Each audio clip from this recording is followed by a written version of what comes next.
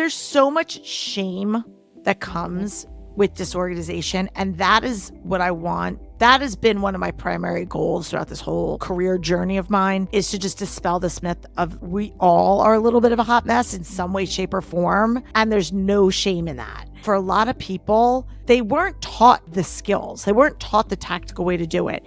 And we were just kind of thrown into this. There can be a roadmap, but we're not necessarily taught this roadmap in school of this is how you do it. Welcome to Scare Confident. I'm your host, Tiffany Souter. Okay, so I've been making fun of myself that before every interview I say, I'm so excited, like a total nerd. And so I've told Laurie I have extremely positive emotions towards this conversation. I think it's going to be so cool. So let me tell you who Laurie is. And then you guys, we're going to answer your questions. A couple months ago, you shot me questions and I was like digging through them. And I'm like, we need to find an expert. So Laurie's going to actually answer your questions on this episode, which I think is going to be so fun and cool. Laurie Palau is a wife, a mom to two grownish girls, author of the book Hot Mess, A Practical Guide to Getting Organized, host of a popular weekly podcast called This Organized Life with over 3 million downloads. I mean, cue the confetti. A founder of Simply Be Organized, a lifestyle company helping people live simply and work smarter. Her advice has been featured on big-time publications like Real Simple, Better Homes and Gardens, and the New York Times. And we tell you all this stuff, you guys, not because you really care, but because it builds credibility that Laurie has been helping families like ours for a very long time. Her gifting in the world is to help us create peace in our space. And that, I think, as we'll talk about, is so connected to the peace in our heads, which is so connected to the peace in our homes. So that's really what we're all after. So Laurie, welcome to the show. Talk about a woman who is full on living a life of Thank you. And thanks for joining me. It's very humbling when you hear that. Thank you so much. Yes. Well, that's kind of my first question to you is if I were to read this bio to 22, 25-year-old Laurie and say, this is who you are becoming. This is what you're building towards. What do you think she would say? She would say, what would she be surprised about? Way. I look back at the breadcrumbs of my life in different seasons, right? Because I always say I'm on like the back nine. I'm 53. And so I look and I see where I am now and I'm like, oh yeah, that had an indirect link to that, or that had an indirect link to that, but it wasn't a linear path. Let's just put it that way. I have a made up job. Like, let's just be honest. Like, you don't go to school to become a professional organizer. It isn't a thing. There wasn't even like an entrepreneurship track in college when I was back in school, at least not at my school. So how I ended up here was just through like a bunch of random events that kind of led me to where I am.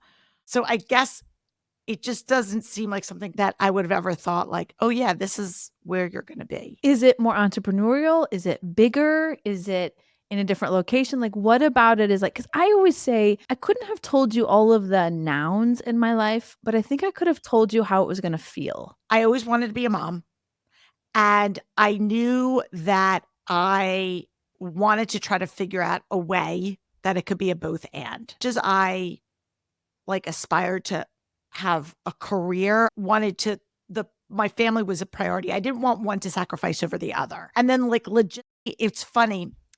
And maybe this will kind of answer the question in a roundabout way. And feel free to edit whatever, isn't relevant. So last year, my husband and I celebrated our 25th wedding anniversary. And back when we got married, someone gave us a time capsule thing. I don't know, like, again, I'm dating myself, but it was like a pop. And like it was with a piece of paper in it. Well, wait, not only the pieces of paper, it had like a workbook and it had a VHS tape of my wedding video. Okay. We opened it up and I had our one daughter record us opening it because I said, I don't know what's going to be in here. And let's see, there could be some like nugget. So like capture this. And so we're opening up and we're reading it. And it's got like, what was a popular movie? What were we watching in the day? This was again, 1998 people. And we're going through, we're reading all the things and we're laughing. And there's one thing, it said, what will be whatever it was, 25 years. And I said, I want to do meaningful work, be an active member of my community, And I want to be able, like, there were three things. And literally, the only thing that wasn't true is I said I was going to be a mom to two boys. And I false because I really always thought I'd be a boy mom. But aside from that, I said, and my girls were like, oh, gee, thanks. I was like, no, no, no, what I always thought. Everything else was like really spot on. It was broad enough, but it was like, I really want to be entrenched in my community. I really want to do meaningful work. I want to, and I was like, I actually did achieve these things, even though I did picture of the specifics of kind of my life orchestrated. Well, let me ask Yeah. this. Did you always work when you had kids? Or was No, there no, a I had a on switch for you? I had a hiatus. So I'll give you like guys Okay. the really, really Cliff Notes version. So I've always had an entrepreneurial spirit.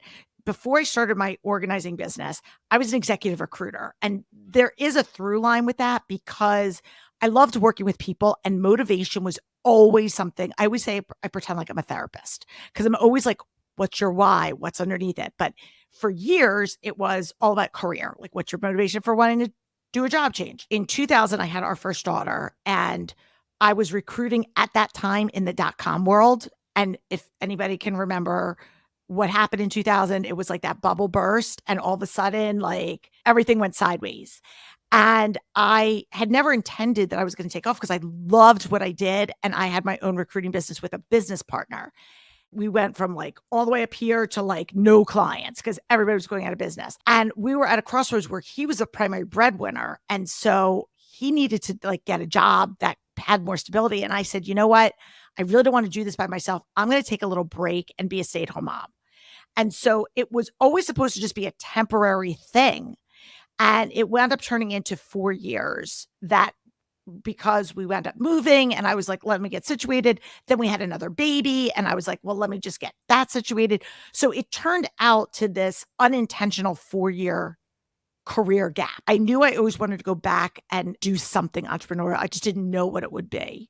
And so then I wound up going back into recruiting because I had this opportunity present itself. And then in 2009, when the next recession hit, things went sideways again. And that's when I started my business.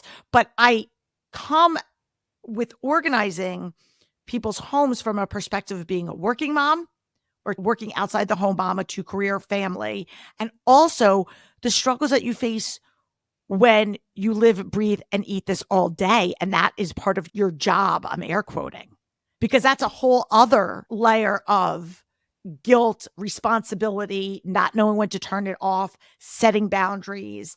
And so I think I was uniquely poised to speak because I wore both of those hats, if that makes any sense. It totally does. It absolutely does. And I say this, this podcast is for two career families, but what I find all the time when I talk to women who've decided to stay home is it's the same. You still feel guilt when you're at home. There's messes when you're gone. There's messes when you're home. It's like the same stuff. It's just a slightly different season, of like the same show. Kind of like I totally feel you there. So, well, thanks for sharing that, Laurie. Let's dive into some of these questions. So I said at the beginning, I have 4 questions, I think it is, that I've pulled from this delicious pile of feedback I got from my audience of like, hey, what do you want to know? How can we be helpful? There was a lot of questions around the physical space. How do we make sure that is matching the way we want our lives to feel? And so let me go here to the first one. What is the relationship between our physical space and our mental energy? As I was reading, kind of doing research on you, you like dug into Enneagram and a lot of these like deep pieces of us and our motivations because our space is a manifestation of kind of what's going on in the inside. Fair? Mm-hmm. Oh, 1,000%. I mean, I think there's not necessarily one specific, like clear cut answer, but I do think that I think there's a few things that come into play. Organization on its most granular level is a learned skill for people. And some people are more intuitively like natural at it, just like some people are natural athletes or naturally musically talented. But it is also something that can be taught. Like what I do, what I teach isn't hard in the actual steps, the tactical steps. What's hard is the discipline to do it over and over again and adapt it as our lives grow and change and our priorities change. And with all of the different things that we have on our plate, it's sustainability, right? That we need to create. And when I go into somebody's house and I see this level of disorganization, it usually and I'm oversimplifying this, but it's either they don't have the tactical skills to know what to do. They were never taught them. They didn't have healthy model behavior. No one ever told you, like, this is how you do it. Just like you don't know how to cook if you were never taught to cook or drive or any of those things. Or there's so much chaos going on in your world, in your life, that it is spilling over into your physical stuff. I find very rarely do I encounter somebody that is truly like, and I hate the word lazy, even though I've used it over the years. Like, there's usually a deeper reason why people aren't doing it. They either don't know what to do, they have self doubt, all of these different reasons, or there's so much other stuff that is just how it's oozing out. And I will tell you, and this is really came to light when I started studying the Enneagram and looking at the connection points between people's Enneagram type and clutter, is the same principle can be held true to somebody who is overly controlling, perfectionist, neat freak. When you see somebody that is so tightly wound, and we all know that we have that friend, or we've been in somebody's house where you're like, I don't even want to put a drink down without a coaster because I'm afraid everything is almost too perfect. That is when the pendulum swings so far the other direction. And the goal is to try to find this happy medium where the organization isn't the end goal at all. It's just the byproduct to getting you to what that next step is. There's two things coming to mind as you're talking. One is I will tell my girls, I can't think when this place is a mess. Like, it is connected to my mind. Is that I'm an Enneagram 3. Is that an Enneagram 3 thing? That is 1,000% an Enneagram 3 thing. I'm telling you that for sure. My husband's an Enneagram 3. I have a bunch of friends who are Enneagram 3s. And I've done, if like, seriously, if and you guys can link back if any of your listeners are interested in like the Enneagram and clutter stuff, we've done a bunch of series and I can give you a link to that. You tell me if this resonates with you. It's almost like nails on a chalkboard. Like, there's a visceral reaction when there is physical clutter around. I shut down. Yeah. I'm like, I can't hear your words. I am so overstimulated by what is happening in the space. I can't do anything else productive. One of the phrases, quotes, whatever, that I wrote years ago, I wrote it in the book way before I even learned about the Enneagram, was clutter is less about the stuff that you see and more about how it makes you feel. And that right there, and it's something that has been like quoted over and over again. And it really holds up today because so many people, it impacts their ability. You said it impacts your cortisol, it impacts your stress, it impacts your productivity, it impacts so many things. When we have people that see clutter through different lenses, that's where we have like this breakdown in communication, because there are some people that are like what I call clutter blind. Like, they just don't even see it. They can walk past that sink full of dishes. Doesn't bother them. They can just step over the toys, where somebody else is like, what? Are you insane? It's like with precision, I could put a Post-it note on each of my girls' forehead about the things that they have laying around the house, like at any given point in time. Like, did you not see your Lululemon fanny pack thing? Did you not see your shoes in the entryway? Did you not see? It's like this reluctant inventory that I carry around in my head. Yeah. And that's when the communication piece is so critical, because when you're sitting down, whether it's with your spouse or with your children or even with roommates, if you're somebody that's living with roommates, and you are saying, this is how it makes me feel and what can we do about this? And then if people then again choose not to, then you don't have a clutter problem, then you have a relational issue. If people are expressing and creating, like, these are the boundaries we're setting, this is what we're going to do when we have this, and we set that clear kind of plan out, if people still then choose to neglect that, then I say your issue's bigger than your clutter. It moves into a different area. So let's push into that, because that was one of my questions. I have the Life of And Academy, and it's a framework of like, how do you set up your time? And one of the big questions I hear is like, how do I get my family to like go along with the plan? So my question is that on the space, like, it's a heavy load for one person to say, I hired Laurie and her team to come in. We did all the things. We got the labels. We've got the processes. We've got the systems. This is how it's work.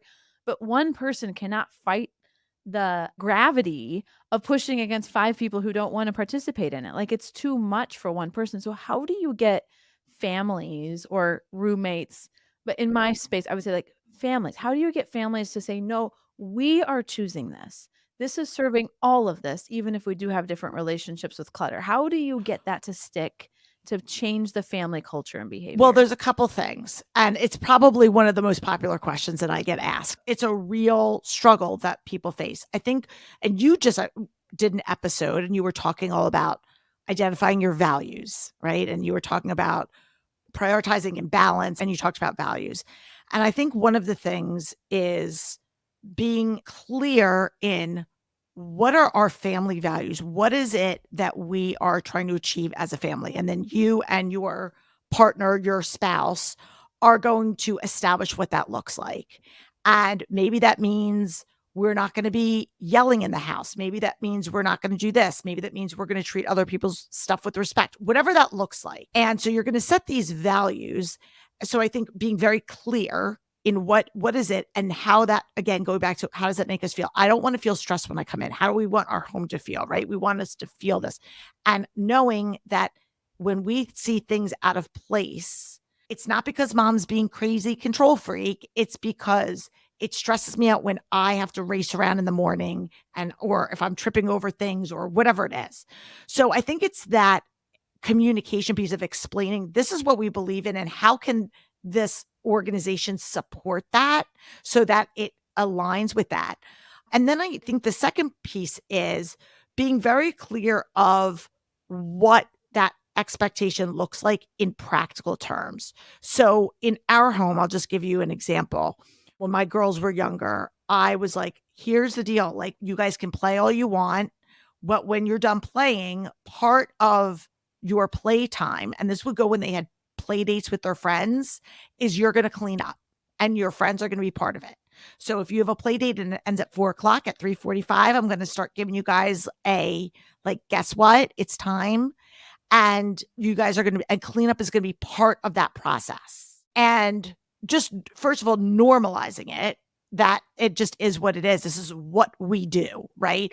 It could be the same as, like, we make our beds in the morning. And if you're rushed, then we need to get up 5 minutes earlier, or we need to go to bed, whatever it is. But you need to set very specific things because it's not just going to happen. You have to create what that looks like. But it's also when we're in common areas, like the kitchen or the whatever it is, this is the expectation that you're going to do this, and then you're going to follow it through. We're not going to leave our dishes out. We're going to put our dishes in the sink and or in the dishwasher or whatever that is. But if they choose, and again, this is age appropriate, and this is going to be for everybody to kind of say how much gray area they want to have. I also was like, listen, if you don't want to put your clothes away and you feel like shopping out of the laundry basket once they get to be teenagers, because when you're younger, you have a little bit more control, right? But as they get older, it's like, I'm going to pick my battles. And if you want to start looking through your, laundry basket to find your uniform, that's on you. This is what it is. So I just think having those clear boundaries of this is what we expect. And as a family, I always say we're a team, right? We're in a team. Doesn't mean that we're all equal, but we're all part of this team. We all have different roles. And so as part of the team, this is what is expected of you. I love that. And I've observed in my own house that when there is a system and a process, kids are actually, there's a lot of sense of accomplishment that comes with picking up an area, seeing it clean, knowing where things go makes them feel like smart. And when I find there's an area that just cannot stay neat, it often doesn't have a system that supports the way we use it. And so I have learned as I've put my hacky version of organization together, it's like when it's set up, even the pantry, like they'll refill the crackers. I'll know what to order. And like, we won't have a bunch of expired stuff because it's like, this is the way that it works. And so I've found they are pretty good at engaging in it when it's set up in a way that makes sense to lots of people versus it being this really chaotic world. We do this thing called a 10-minute pick and put at night. And it's like, pick something up and put it away. Just do that. If we all do that for 10 minutes, there's 6 of us. That is a lot of picking and putting. It usually doesn't even take 10 minutes. So, yeah, no, absolutely. And I think as your kids get older, again, knowing the lay of the land, I think getting their buy-in is also important, because if the goal is that you want to have an organized space or a space that's free of clutter, asking them, if you know that there's a pattern of them leaving their backpacks around or whatever it is, right? And you see, like you said, the same recurring things over and over again. Like you said, maybe the system's a little broken. Maybe the system needs tweaking.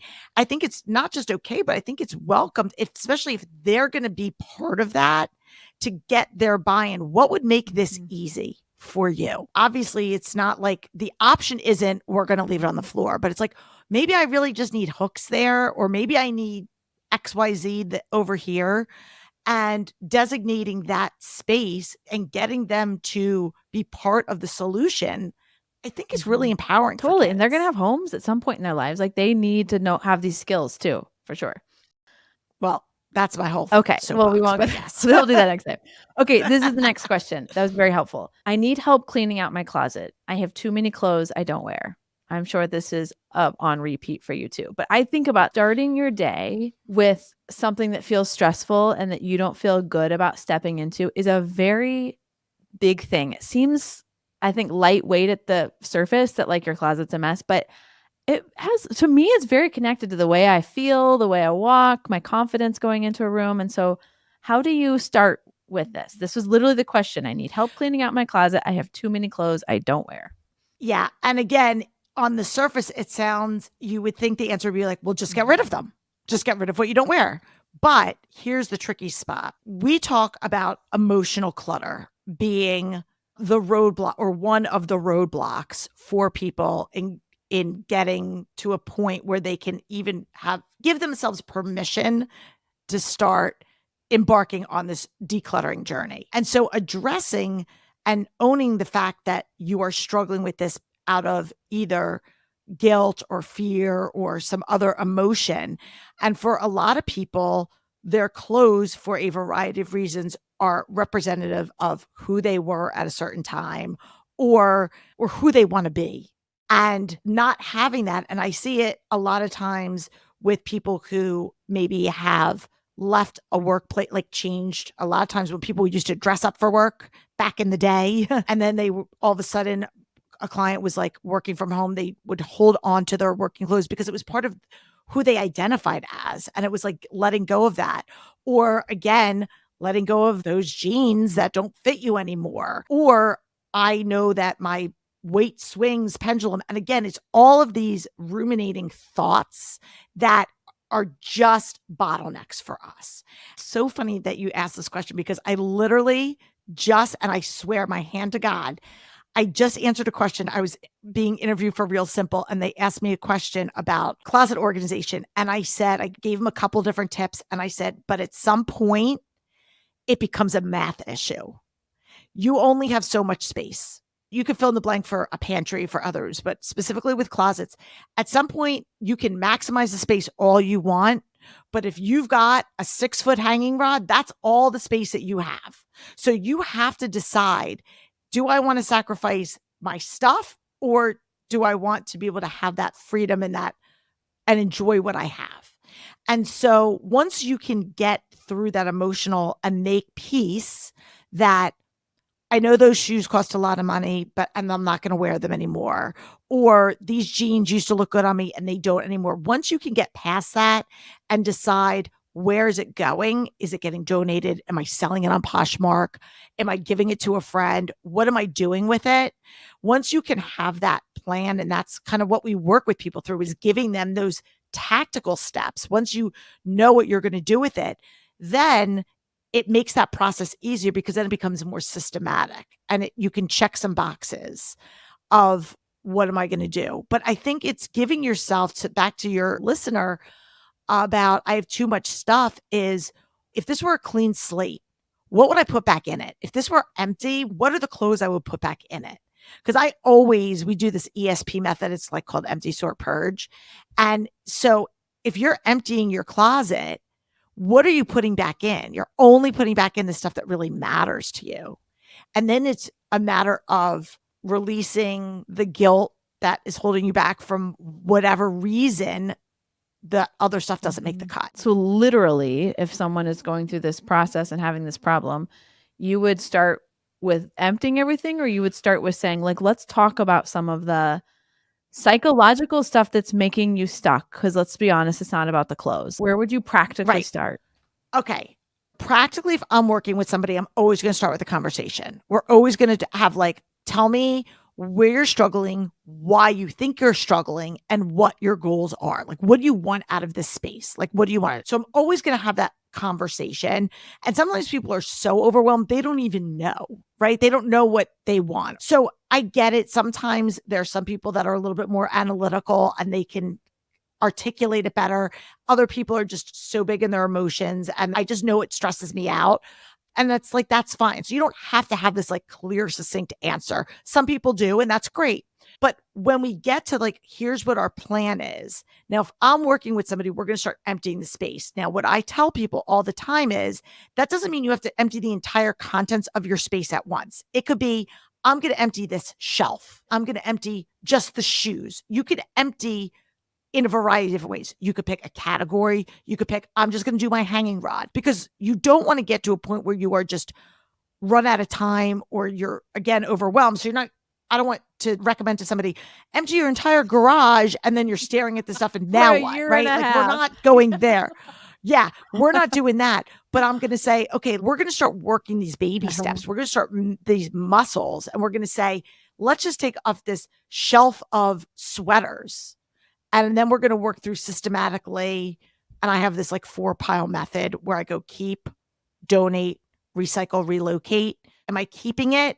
And keeping it means, am I keeping it in this space? Like, is this something I'm wearing? Is it in current rotation? Not a memory, not a keepsake. Is this something that I wear, use, and is going to get life here? Yes. Okay. That's one pile. Second pile is, it's stained, like gotta recycle it, right? And there's some great organizations for that. You can even recycle clothes to keep them out of a landfill. So that's like the stuff that's not even donate worthy. And then you can have your donate pile. You could separate it if you're like, I have a specific person in mind I want to donate this to, or I'm going to donate to a charity or organization. So you have your donate pile, and then you have your relocate pile. Now, relocate is, I want to keep it, but it doesn't need to live here. Now, relocate could mean I flip out my clothes seasonally. So I'm relocating it to my seasonal bin that I flip in and out a couple times a year. Relocate could mean this was a keepsake and I really don't want to get rid of it. So I'm going to put it in like a memory bin and I'm going to put it away. Or it could be relocate of, this just doesn't belong here. This is like a coat and it belongs downstairs in the closet or something. It's just relocating because it has a different home. I don't really talk about selling, but obviously if you were like, there's stuff I want to sell, you would add that into a separate pile. But I don't want to give people more work. They're already overwhelmed. So we want to keep it simple. So if you just follow those 4 piles, and I know we're talking about clothes, like I just gave you my playbook. Like, this is what I do in every space. It could be your kitchen. It could be your garage. It could be the kids' toys. What are we doing? These are the 4 piles. I've been doing this for 15 years and I'm a one-trick pony. Like, it works. And because it just keeps you on track of what are the different spaces. And then when you're faced with, this is what's left, this is what I'm keeping, then you can decide, how do I want to organize this?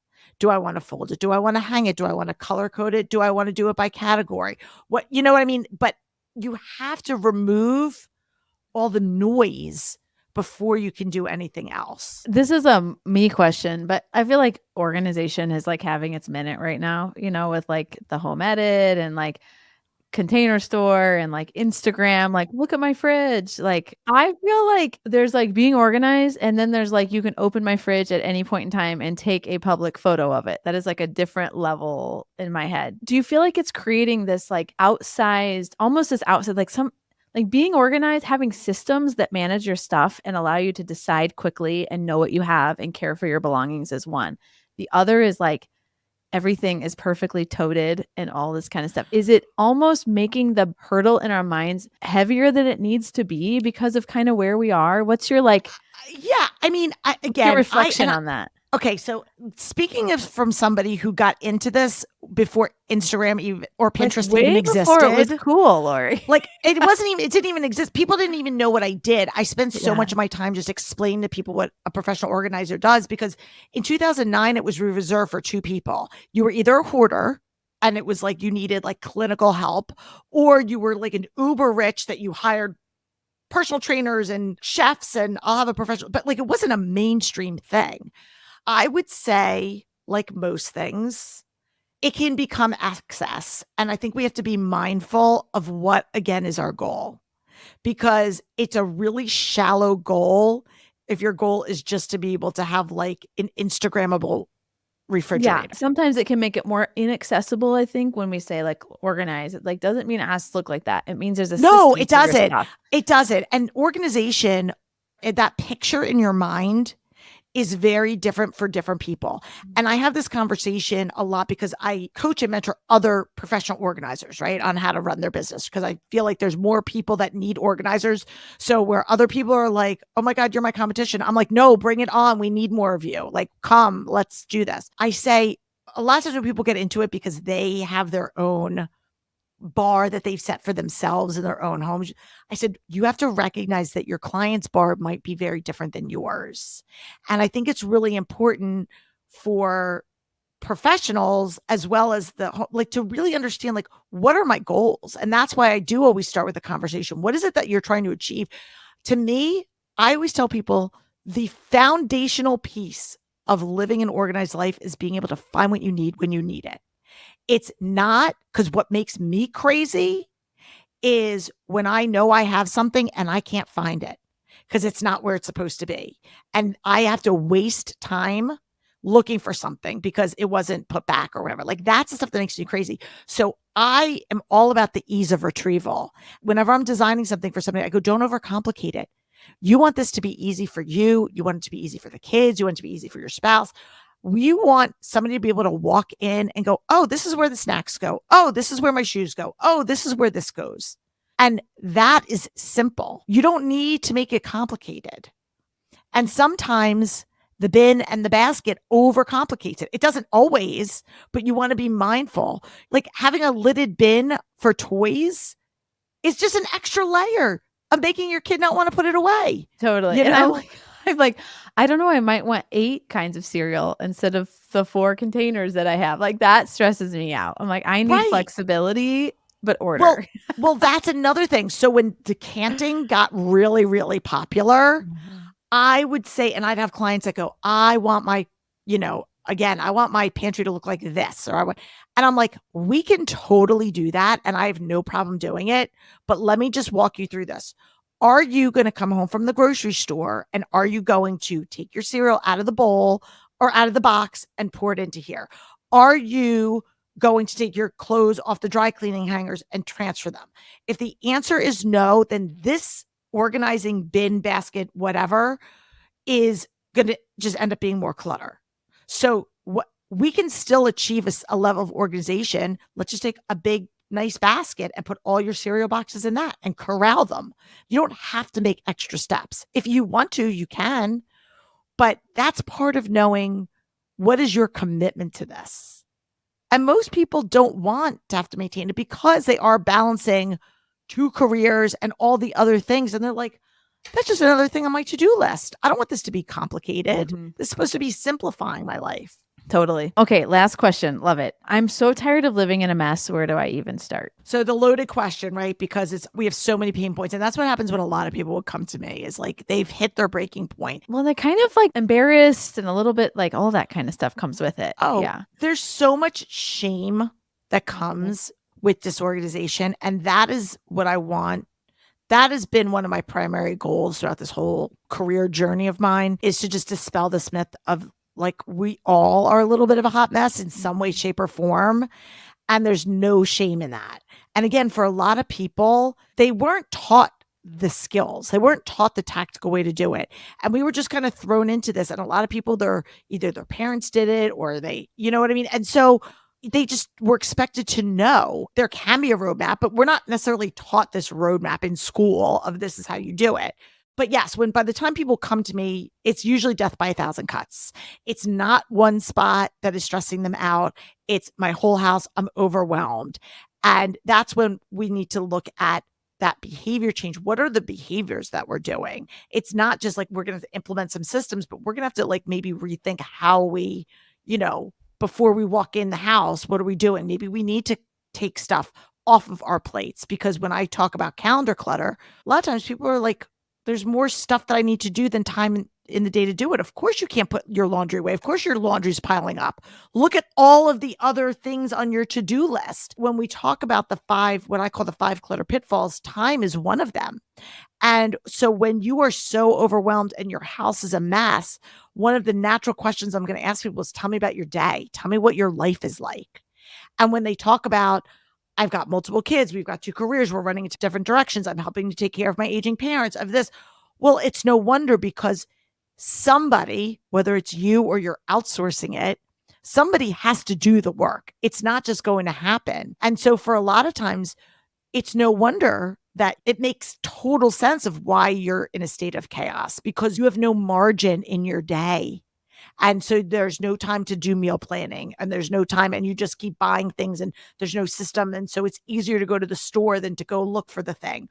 And those are all common things. And that's when we have to go. And that's with the work that you do comes in so critically because it's like, who's owning what, especially when you have two career households. You're both working full time. You both have expectations at work. You both have stuff for the family. And like, what piece of this am I owning? What am I supposed to do? What are we going to outsource? And so, really kind of clarifying that is so important. And then you can start to say, let's prioritize the actual stuff. The actual stuff. Do you ever interview like the kids and say, like, what's it feel like to live here? And what does that look like? It's interesting. So, my kids are grown now, right? They're 23 and almost 21. And so, but I'm still real involved in our community and we have a little town and that my kids grew up in. I still get invited back to come back for career day. And I come in and I was there a few months ago and I was talking to a group of like third graders and I tell them what I do. And it used to be that all the kids knew me because I was like, oh, Zoe and Logan's mom. But now the kids don't really know me. And so I told them what I do. And immediately they're like, because I'll ask them, I go, is your house neat? Is it organized? And I ask them, how does clutter make you feel? Or how does it feel to be organized? I ask them all these questions and they just open up and they're like, my house is a mess. It is so stressful when I walk in. I can't find what I need. And they're so open about it. I have kids that are like, can you come to my house? Can you come to my house? So like they crave that. And it's not because they're craving the label bin. It's they're craving that clarity. They're craving that sense of calm. They don't want the chaos. And as children, I mean, even adults can struggle with finding the words to articulate how clutter makes them feel.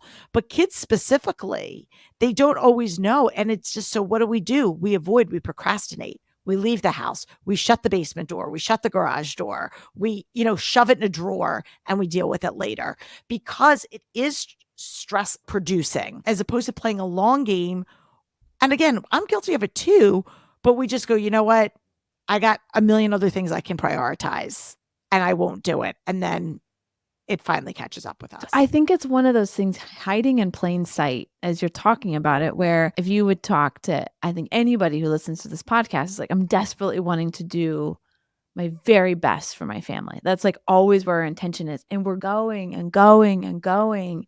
And I find sometimes the greatest gift I can give them is like, no, and a pause button and this like sense of we're going to be in our space and we're going to be together. We're going to be present. That's what we're going to do. And I think it becomes this, I can feel it in my body that there's these seasons in our lives where we have this manic habit of being gone. And I think it is where home just isn't peaceful. It's not calm. There's not a place to sit. There's no place that feels like that matches how you feel on the inside. And so you just leave and it's almost repel off of it. Yeah, absolutely. And I talk a lot about the differences between what I call situational clutter and chronic clutter. And I think that there's a very distinct difference that I want your listeners to just for their own, like give themselves a little bit of grace.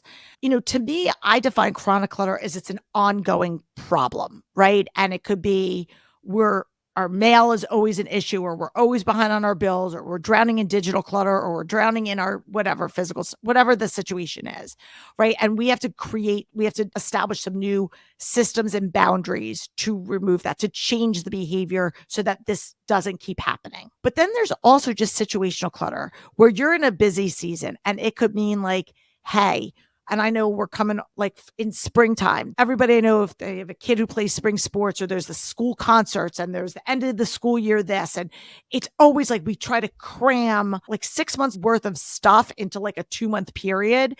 And so it's okay if you backlog a little bit on the laundry or something falls a little bit by the wayside, right? Because we know that when this season is over, we have the system and the strategy to get back on the horse. We know as soon as I come up for air, I'm going to be able to put the clothes away and do this, because you have that foundational piece. It just be something else that's moved up on the priority list for this particular season. And I think that's when we have to just go, you know what? My house isn't that Pinterest perfect or Instagram worthy or whatever you want to call it. And that's okay. Because like you said, I'd like to be able to come home after we've been running from practice to rehearsal to whatever and just sit down and relax and have a conversation, then feel like I have to go do a bunch of chores. Totally. I love it, Laurie. Well, I want to thank you so much for coming and sharing your advice and experience with my listeners. It's such a big deal to be able to have home feel like home. And I feel like you've shared some great advice. So before I send you off, do you have one piece of advice from your two-career family to those who are listening? And I mean, this has been filled with it, but maybe in a season where you guys were starting a new chapter or a season of change, any piece of advice you'd share from your two-career home to another? Yeah. So I am a big believer in really just being clear on like kind of what your responsibilities are. And again, this can change seasonally. Like it could change depending on what your lifestyle is like. And leaning into the kind of chores or responsibilities, like we all have to do things that we don't want to do. But if there's one person that is better at cooking than another person and somebody's better at cleaning than another person, like I feel like have those conversations. And so for me, kind of that division of labor, having that clear communication was always really important for us.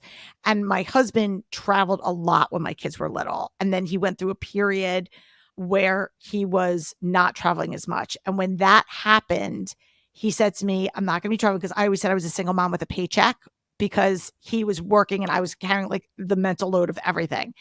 And when he went through this period where he wasn't traveling as much, he said, what can I take off your plate? And without hesitation, I was like, school lunches.